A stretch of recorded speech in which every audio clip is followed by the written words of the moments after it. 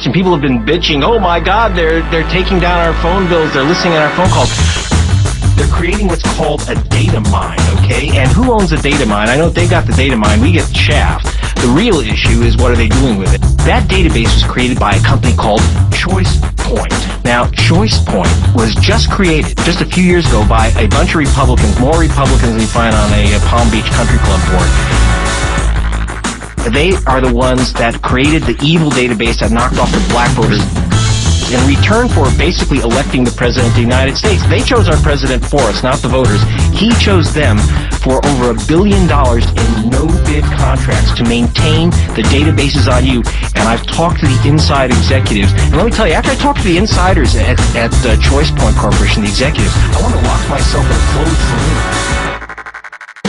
They are matching your phone numbers, your billing records, your medical records, your voting registration records, your driver's licenses, and their latest thing, your DNA.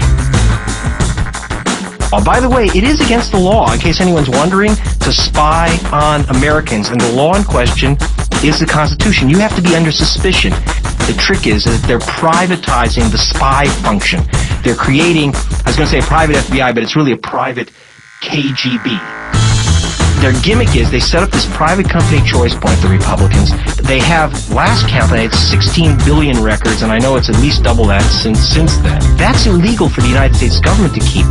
They keep the records, and then they sell that information to the U.S. government secretly.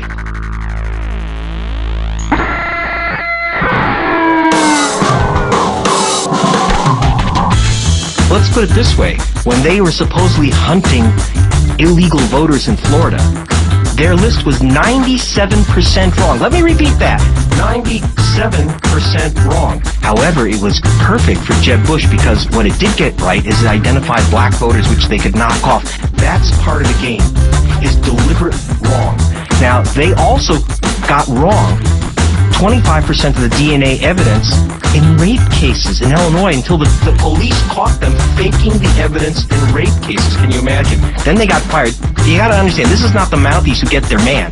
This is the Mounties who get the political targets for their men. That's what it's about. I took over George Orwell's old column. He'd appreciate all this, you know? He'd love it.